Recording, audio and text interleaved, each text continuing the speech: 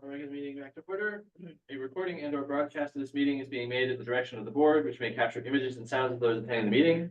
Trustee Ivanovich will be in attendance via video conference at the Edgewater Inn and Suites, 275 East Johnson Avenue, Coos Bay, Oregon.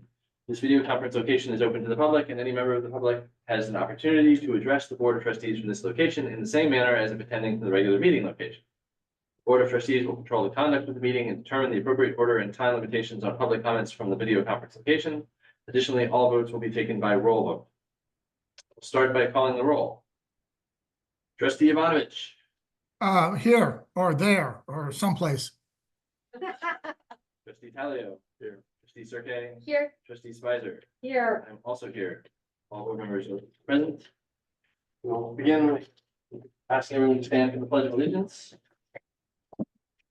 I pledge allegiance to the flag of the United States of America and to the republic for which it stands, one nation, under God, indivisible, with justice for all.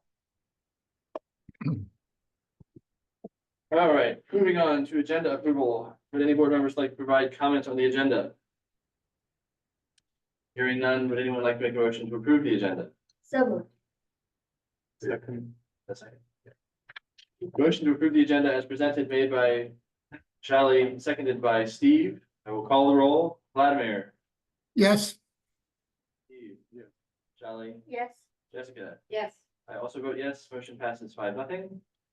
Moving on to D4 closed session reports. No action was taken in closed session, so we'll move on to D5 superintendent's update. All right, I have a mishmash of things to let you know about. Since we last met, I had told you that we knew we got some additional grant money from the Valley Med Community Health Grant.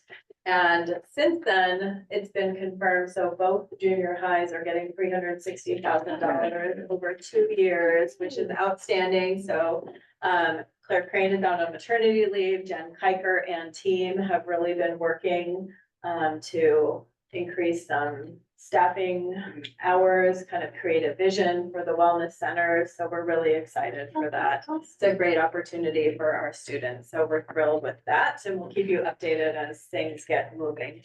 I wanted to let you know that I'm meeting our new chief of police this week on Wednesday, Chief Lagergren. Has anybody met her? Not yet. So I'm thrilled. I know that she's fairly new to the job, and it's important in our partnership that we have hopefully a direct line to the chief should things need to be communicated. So I'm happy about that. We do have it's back to school night season. So if anybody is available this Thursday, we have Almond, Gardner Bullis, Santa Rita, and Springer. If somebody would attend over at Gardner Bullis, it would be great. I can do that. Brian, thank you. Thursday night. Yep, Thursday night. I will check online and send it to you. They're all somewhere 5:30, 6:30, depending. Maybe. It will be. Yes. Thank you. I just remember right there. If anybody else would like to go to one of those, it's great, but we have staff covering the other schools, and then the following week we have Loyola and Oak on the 27th, Waukenigan on the 28th, and then Covington is doing theirs later in September. So if you're available, let me know. This Sunday, I wanted to thank Shen and Jocelyn Jackson, who are Oak PTA president and LAF folks. They worked with the PTA leadership and LAF leadership and hosted a really nice leadership social yesterday at Oak. We had a great turnout. I think all of our elementary principals were there. Most of the PTAs were represented, all of the LAF leadership folks, and it was just a great way to kind of make connections and really figure out how we can work more collaboratively together in the benefit of our students. So that was terrific.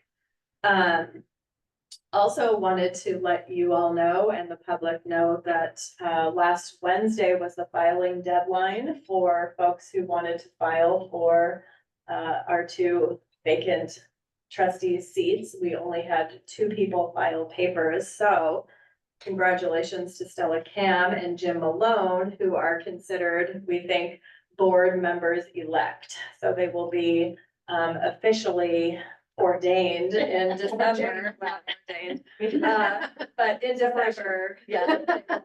Thank you. They will join the board in December, so we're happy to have them join the team. Wanted to let you know that I will be out the 29th and 30th this month for our county superintendent's retreat. Once a year, everybody gets together. It's usually one of the most interesting professional learning opportunities. That's where I think 2 years ago, I got really into the AI world. Oh, wow. So I don't know exactly what's on the agenda for this one, but I'm looking forward to working with my colleagues for that time. And then lastly, wanted you to know that Dr. Bosco and principals this year were really putting an emphasis on chronic absenteeism. The state has really put a bright flashlight on chronic absenteeism, so it's something we will be sending out some notifications to families through newsletters or targeted notifications for folks. And chronic absenteeism is if you're missing 10% or more of the school year. And so we want to nip those absences in the bud at the beginning of the year and make sure that everybody is reporting to school and able to learn. So that is some ongoing work that you'll hear about throughout the year. That is it for me. Move on to item E, the consent calendar. Would any board member like to provide comment on the consent calendar? Hearing none, would anyone like to make a motion to approve the consent calendar? So moved. Second, Yes. motion to approve the consent calendar as presented, made by Shelley, seconded by Steve. We'll call the roll. Vladimir? Yes. Yes. Jessica? Yeah. I also vote yes, motion passes 5-0. Moving on to employee request to address the board. Los Altos Teachers Association. Let's you. Tell me you're new without telling me you're new. Do I need the mic or no? There's no Okay. mic. There's no mic. These are The owls are the mics. Oh, fabulous. All right. Well, I'm Alexandra Schroeder. I'm our new Los Altos Teachers Association president. I'm also a teacher in our district. I've been here for, I believe, 13 years, and I have 2 children in the district as well, a 4th grader and a kindergartner, and a soon-to-be TKer next year. So I am invested. Right. Thank you for letting me speak to you just for a brief moment. I just wanted to give you some background and then some things that have been going on in my mind. I know it's a bargaining year, and so I kind of just want to start off with some ideas that I've been thinking about. The union's been ingrained in me for as long as I can remember. My mom was a computer science teacher for vocational school, a very active member of her union. My dad, a pilot, very active member in his union. And my grandfather was a rep for his it was the operating engineer local union, and my mom actually went to Springer. So anyways, just very into the community, but being part of this union has been ingrained in me, and also just being here for teachers and being a voice for teachers is really important.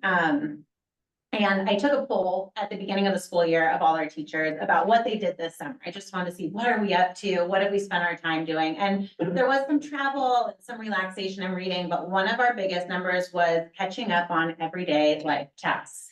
That, professional development and setting up their classrooms, because we know our first contracted day isn't actually till this Wednesday that just passed.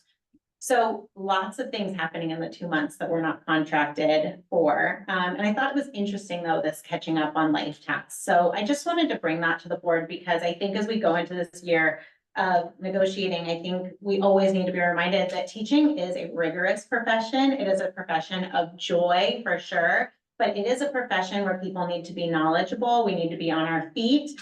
And it is not easy. And with the workplace becoming more and more flexible, I see my husband who works from home all the time, teaching is not flexible. So really keeping in mind to retain people that are highly qualified should be of like the utmost importance to our district. I was reading about the teaching profession, and we've had a 16% decline from the previous year, 2021 to 2022-23 in credentialed teachers. And California is one of the top states feeling that. So I guess I just want to leave us with in Los Altos, it is a special community. It is an incredible group of kids and parents and an incredible group of teachers.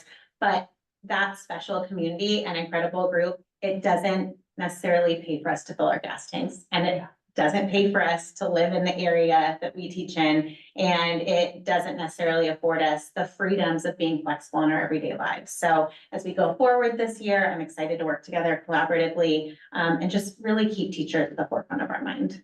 So thank you. Thank you. And from CSEA? Mine is just a quick message saying that we are welcoming all of our CSEA members back, both the new and returning. We're looking forward to a new school year with them. We really appreciate all the different work they do across all of our school sites. Some of them are in front of students. So many of our staff are doing things behind the scenes, and they don't always get the recognition that they need because they're the ones making sure our bathrooms are clean at night and running around, fixing things when the lunch doesn't suddenly arrive on time. And I mean, we've all seen Jason and Elias and Adolfo all going around, just magically making everything work for us. And it is just so appreciated that we just have so many people from lunch to the offices to every single school site, really making it all happen. But we also want to say thank you to the school board for continuing your part, working together with us. We really appreciate the partnership and are just looking forward to another really great school year together. And thank you. Thank you. All right. To provide for public comment on an agenda item, speaker cards are to be submitted to the superintendent. Speaker cards will not be accepted once public comment on an item begins. Your name will be announced when it's your turn to speak. We will start with community comments. This time is reserved for members of the public and employees to address the board on items that are not on the agenda. The board is not permitted to discuss or take action on non-agenda items except to instruct the superintendent to review the matter further, report back to the board at a subsequent meeting, or place the matter on a future agenda. The board may make a brief comment or ask clarifying questions. Vladimir, are there any requests for public comment at the remote location? They're lined up outside the door. No, there are no requests. All right, we do have one request for public comment here.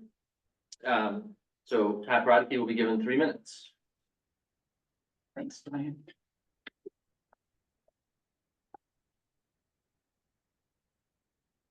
So it's been clear for some time that at the 10th site, there's not going to be a K-6 school, there's not going to be a 7-8 school, a 6-7-8 school. You know, that's not in the cards for all kinds of reasons. So now we have a problem.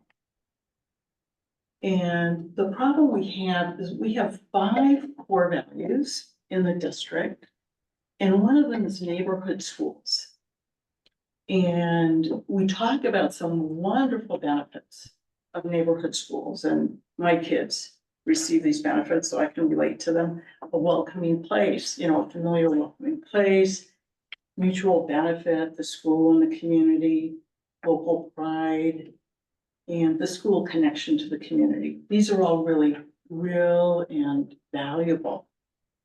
So the problem we have is that we have one part of our community that hasn't received these benefits, and we don't have a plan in the foreseeable future to give them the benefits, and that's the families on the other side of the opinion.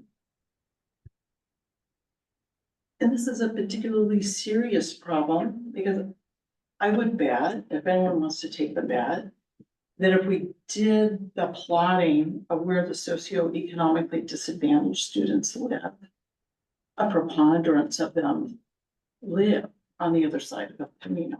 So, and we also have a very high proportion of families of color living over there. So we have a structural problem where we're delivering unequal benefit along the line that we say is very important, and I think we would all agree is very important. We give the benefit to the wealthy, to the highly educated. We deny it to the lower income, the lower educational levels. We can't do this. We can't be allocating important benefits along socioeconomic racial lines. It's unacceptable. I think our entire society says we can't do that anymore. Those days we hope are long in the rearview mirror. So I say it has to be remedied in some fashion. And a school would be great. I don't think we're gonna get there. But there could be ways to at least mitigate, right? If we can't give the benefit, well, then what could we do to mitigate? To give those families more of a sense of community belonging, more support. And so my ask would be that LASD make this a serious undertaking to figure this out. And I think it's a multifaceted solution. I don't think there's one magic wand. If it was that easy, we would have waived it a long time ago. But we need to understand the needs, define and implement corrective actions. And I think many actions could be undertaken that would be very low cost. And I can even believe that many actions could be cost savings. We all know if kids enter school better prepared, then they need less support, less investment. And I know some of these kids are getting a lot of additional investment for year after year after year. And there's a lot of organizations doing very good work to help communities like ours send their kids to school better prepared. So there's people doing it, including Foothill. We can go on and on. There's many models out there. So that's my ask is we're gonna be making investments, we're gonna be making decisions. So let's have a plan. All right, thank you. Thank you.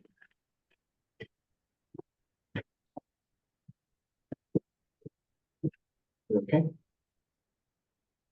We'll move on now to action discussion items. Each one, opening of the 24-25 school year. All right, just a quick slide deck to really highlight some of the great things that have been happening over the last week. Wanted to share with you, even before kids show up officially on campus, they're on campus at all 9 schools. They're everywhere. We have our schedule days, back to school picnics, pop and stops. They all have their own little name, but it's a great way for students to come and meet each other, to perhaps meet their teacher, for families to get to know each other, especially our new families to the school. So there's lots of great things happening across our schools on those days building up to the first day of school. We do a little building up too. So we launched our back to school gathering at Egan last Monday, a week ago. Welcomed our new and returning staff. We had a host of new teachers who earned their permanent status or their tenure as teachers in our district. We talked a little bit with them about our strategic plan and our focus on deeper learning. And then, you know, I had to share all of my fun Olympic inspiration because I'm still missing those Olympics. Wanted to share this great picture of our new permanent teachers. As I told them that day, it's not easy to become a permanent school district. We have high standards. We want the very best for our kids. And so we're really proud to have these folks permanently join our team. And I believe they represent all 9 of our schools, which is really great. We were out and about the first days of school. If you were on social media, you may have seen some of these pictures, but you had Mr. Tony at Oak who runs the food services over there. We had some first graders meeting their office staff at Loyola. We had one of our special education teams over at Block. But those first days of school are a great time for people to really build that community to in the classroom and across the school. And it was super fun. Cabinet, all of us were out and about across all of the schools over those first 3 days. And then teachers are getting into business. Wanted to share more pictures. It was so great to see. I'm thinking of our strategic plan and our partnership with families. You know, all of our schools host a parent coffee. Those first 3 days were LAF and PTA and living classroom and the art docents, all of the people are really trying to encourage volunteerism at their schools. So it's really great to see. And I believe all of our principals reported an outstanding turnout from families back on more so on campus than we've had in a while.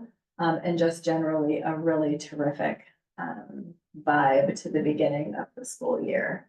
And I'm happy to answer any questions you might have about the start of the school year. Any questions, board members? Vladimir, any questions? No, thank you. Any request for public comment on your end? Assuming- Sorry, no public comment. No public. You said you were lining up out the door. Any further comments or questions on this agenda item? Thank you very much for the update. We'll move on to H2, strategic actions update. I'd like to invite Mr. Drummond up. Last meeting, you were kind enough to approve our strategic planning study and action plan for the 24-25 school year. We've been busy already. We've been busy. Give a brief update. Nice to see you all again. As Carrie mentioned, at this meeting and the last, I think she kind of gave you an overview of our strategic plan, which really starts with what we want for kids and how we're going to get that for them. It identifies not only academic excellence as an outcome that we want for students, but also the development of the skills, mindsets, and habits that are going to give them an opportunity to be successful in whatever path they might choose in their lives. Alongside that was a document called our method, and this is just a different version of what we've been calling the wheel for the last year and a half, which identifies the experiences that we feel we need to provide kids in order to get to those broad set of outcomes for them. Next, it identified 4 strategic priority areas that we believe will get us to those outcomes for kids. The first is starting students, the second is empowered educators, third, engaged families, and fourth, strong infrastructure. The final page of the document identified the actions that we are going to take this very year, the 24-25 school year. And I want to focus on, as Carrie mentioned, some of the things that we've already done. Some of these things have been in the works for quite a while, and we actually, I think, probably more than ever feel so hopeful that the actions that we're taking on here are really going to lead us to those outcomes that we want kids. So I want to focus on these 2 areas. We've started already our professional development for teachers, shifting our focus from positive developmental relationships and environments filled with safety and belonging to rich learning experiences and the development of skills, mindsets, and habits. Those 2 things together we're calling deeper learning. And all of our teachers here at the front of the year are going to learn the why, the what, and the how of implementing deeper learning in their classrooms. And throughout the year, we will continue to have professional development and support for teachers around that. You can expect that as you walk through our schools this year, you are going to see that there is some notable increases in the number of kids that are engaging in authentic inquiry and asking and answering questions that are meaningful to them. That you will see that students' voices matter, that their interests, their opinions, their identities matter, and it's reflected in the things that they're learning. There are opportunities for kids to share their learning both in class and within a lesson, and then projects that they're doing and their processes and the way they're reflecting out loud about who they're becoming as learners. And finally, you will see that in our classrooms that there truly are opportunities for students to do all of the 6 C's, which I'm trying to decide in my mind whether I'm going to try to recite to you or just I'm not going to do it. I don't think I'm going to remember it, but You need a song. I know I need something to help me. There's a I picture. could, she. Thank you. Collaboration. One of the things that is so important about this is we know if we want kids to develop the 6 C's that we have to provide them experiences where they need to use them. So if we want kids to become critical thinkers, they have to be given tasks where they have to think critically. And so these type of experiences are ones that we anticipate to see in classes this year. We're continuing to work around our integrated support systems, which start with our beliefs about students and every student's ability to engage in deeper learning. It includes universal access, which is facilitating and designing lessons around the supports that all kids need to be successful and the challenge that all kids need to be pushed toward their next developmental milestone. Differentiated support refers to the, for example, the small group instruction that happens in classroom to support kids on their developmental trajectory with the skills and habits they need to be developing. Our screening and intervention systems, one that we continue to build upon this year. We're expanding the use of DIBELS, which I'm sure I will be back to talk to you more about before too long. And have already started training all of our K-6 teachers, as well as a handful of people at our junior highs to support that implementation. And of course, our special education department provides services and specialized instruction for students with disabilities. So that whole system continues to grow and evolve, and we have some specific actions that we're taking there. You will see that this year we are going to continue to use our data walls, which we've talked about for a couple of years. These systems have been really useful for us to ensure that all students are developing the foundational skills and to closely monitor how they're doing across the year. I anticipate that this tool will continue to be one that we use in LASD, along with some measures of how are we doing in deeper learning and our implementation of deeper learning in our classrooms. This summer, not too many weeks ago, we started with some instructional leadership work with our principals. And so we have these 5 big projects that we're undertaking with them this year. One I really want to focus on is the bottom one, which we've called enhancing units, among other things over the last few days. But it really has to do with teachers designing deeper learning experiences for kids. And to support this goal, we anticipate that there is going to be an opportunity for schools to do some cross-school collaboration once a month. This is something that teachers have been asking for a couple of years now, ways to get beyond their small group of teachers that they work with each week to have the support and ideas and thoughts from people across the district. We also have projects around activating and operationalizing the 6 C's and this Making Learning Public initiative. I talked a little bit about academic supports. We are also continuing to do work around social, emotional behavior and attendance, like Sandra mentioned earlier. One example of this is that this very day, our TK and K teachers started some training around the teaching pyramid, which is a model for positive behavior support in the early learning years. You know, as I wrap up here, this is just a small number of things that we've outlined that we're going to do this year.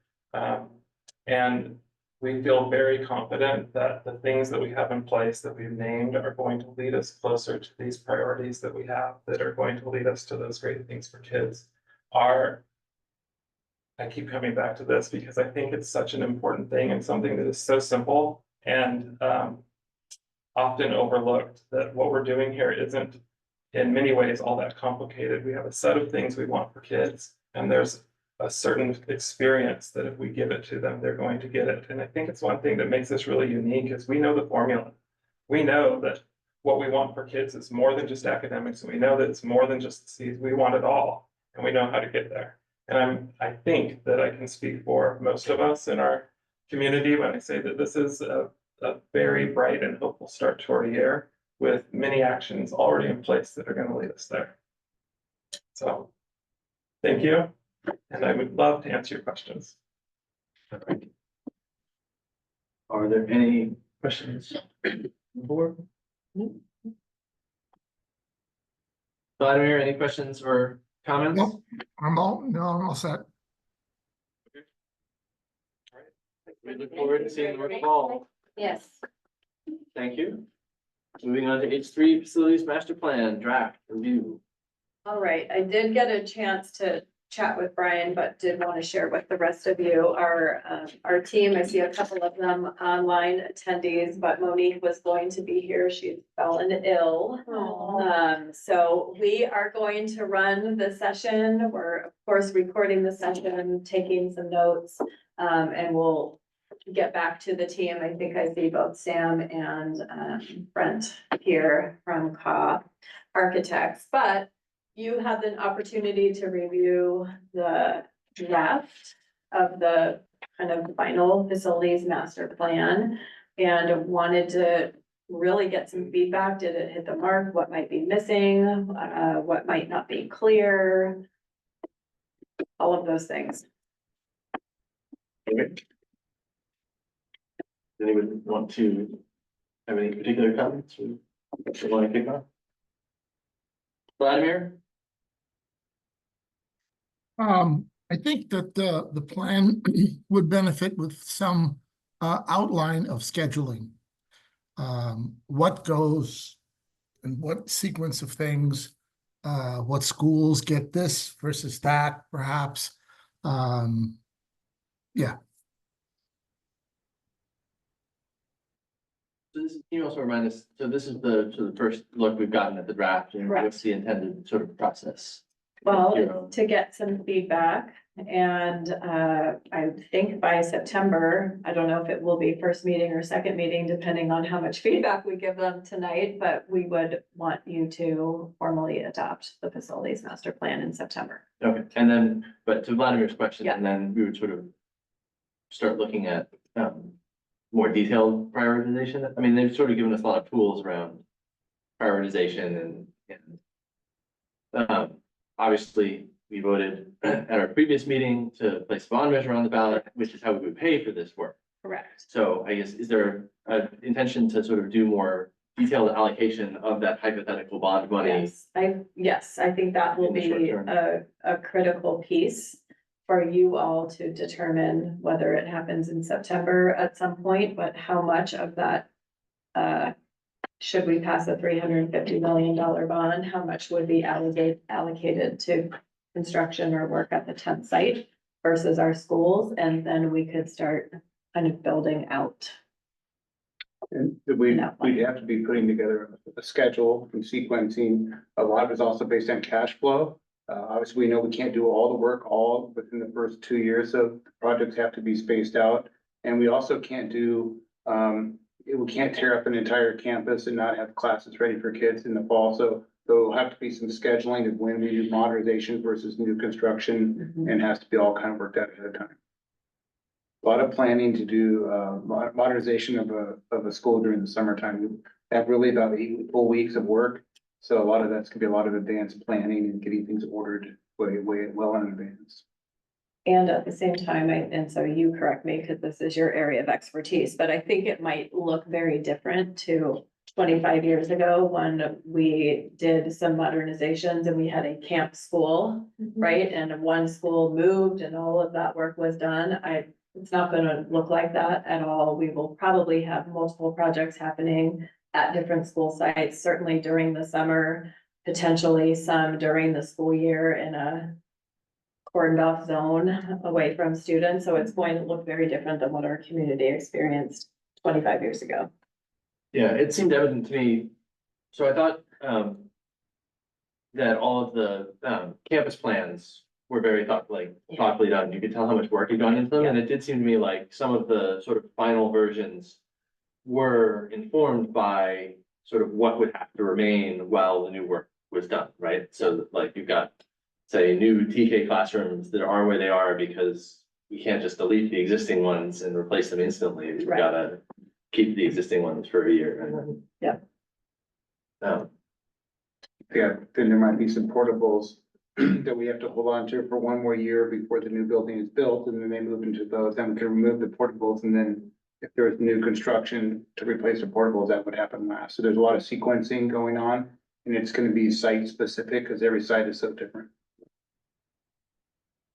Okay. It sounds like that conversation will be ongoing. Yep. As we finalize this. I had one other comment, just sort of on the narrative, I think. There's sort of a bunch of references to middle school model, which I think we all generally know what that means, but it might be a little bit opaque to the public. So I just think as we sort of take this out to the community and talk about it, I know like Eric had talked about having Some boards and. boards up Mhm. at back to school nights and stuff like that. I think we should sort of be talking about it as an improvement to our educational program for sixth, seventh, and eighth graders, that we're not sort of make it clear that the educational program is what's motivating, not, Right. campus, like, back in the day, a lot of schools made this transition because they ran out of space on the elementary school campuses. That's Right. not our issue. Our issue is Yeah. that we think we can do better. We can deliver an improved program if we make this transition. Do we have any requests for public comment? Any other comments from the board? I'll be interested to see if we get little comments from the, as people see the boards and sort of get more interested, I expect we might get a comment or two, but as I said, I thought everything seemed really well done. So thank you to the CAW folks. It's been great. It's really evident how much work is gone into this plan. It's getting better every time we see it. Yeah. We really is. That's why I have no questions. All right. Well, we look forward to bringing it back, because this will, something we'll adopt potentially at our next meeting. Yep. All right. We'll move on then to H4, Willis Charter School renewal petition update. Yeah, do we want to just kind of talk about the next step in the process or give a little maybe rewind of the renewal process and where we are? Sure. Would you like me to do that? Please. So for anybody who's not familiar with the charter school renewal process, BCS was last renewed in 2016 and then basically got a 3-year extension to their charter term, as all charter schools in California did, due to COVID and the resulting disruption of standardized testing. So their current charter renewal expires at the end of this 24-25 school year. They submitted their renewal petition basically at the earliest possible moment. And state law basically provides that the County Board of Education, which is the authorizing body for Willis Charter School, had to hold an initial hearing within 45 days, 60 days of the petition submission. That hearing was held on July 17th. We, as a district, were able to comment for 10 minutes at that hearing. The video is online if anybody wants to watch several hours of meeting. Then the staff report was issued on August 11th. 9th, sorry. Staff report was due 15 days before the decision hearing. They put it out a couple days before that because August 9th was a Friday. So if you go to the Santa Clara County Office of Education Charter Schools Department website, they have right on the sort of front page of the Charter Schools Department links to the renewal petition, the staff report, and the proposed resolution. The proposed resolution is basically approval with a number of conditions. The decision hearing by law has to be held no more than 90 days from the submission of the renewal petition. So the decision hearing is scheduled for August 26th. The district will get another 10 minutes to comment. We have a lot of concerns about the proposed resolution and about the process as a whole. So we are formulating that comment and be communicating that our concerns both in advance to the county office and boards of education, but also speaking at that meeting. There will be opportunity for public comment at that meeting. If anybody would like to appear, it's usually 5 o'clock at the County Office of Education building, which is in sort of North San Jose. Not exactly. Not exactly north. Anyway, it's You in San leave, Jose. you leave Los Altos at 4 to get there at 5. Right. Half an hour without traffic at that time of day. Yeah, leave time. And I believe since it's a special meeting, I don't know if there'll be anything else on the agenda besides BCS's renewal. It's but the agendas are usually posted. Well, the Friday before Wednesday, but their meeting Is a Monday. is a Monday. So, right, so the 26th is a Could be- week from today. Yeah, So, yeah, could be like Thursday, Wednesday or Wednesday Thursday. or Thursday of this week, we would expect. It's a special meeting, so they only have to post it 24 hours. Well, it's an added regular meeting. Oh. So because approval has to happen at a regular meeting, so they had to take action to add a regular meeting. to it. All the fun All the fun technicalities. technicalities. for it. Good. Um, Anyway, so we just wanted to sort of say that. I don't know if any board members want to add anything that I missed about the process. Or anything.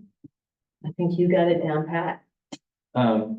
Golis is eligible for a renewal of between 5 and 7 years. They've asked for 7. The staff recommendation is 5. And so we'll see where the County Board of Education ends up. All right. I think. Is there any other comment there? And assuming there are no requests for public comment, then we're moving on to board and administration comments. Dr. Bosco. Well, finished. Great to open the school, and Kimberly said it, we really want to acknowledge all the great work by the custodial and its ground staff to get our schools ready for schools, and it was great to see all the kids and happy faces first day and the great first week of school. Jessica? Nothing, I mean, I went to the Egan kickoff, that you had, and, I went to, Covington, back to school, coffee. The energy on our campus is quite amazing right now. It is, like last year, I think we were like, oh, we're totally out of COVID, but it's even getting better. Like the energy is getting better every year. It's so good. I'm so glad to see it, because we've been on both sides. Right? No, I just wanted to add, I know that all of you had come to the charter school renewal training, where they're having an encore training presentation tomorrow morning on Zoom, so I will be attending that. With different.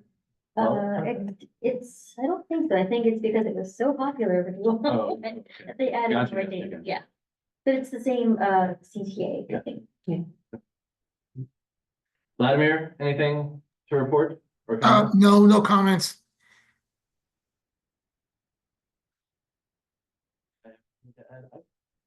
You're adjourned. That's it.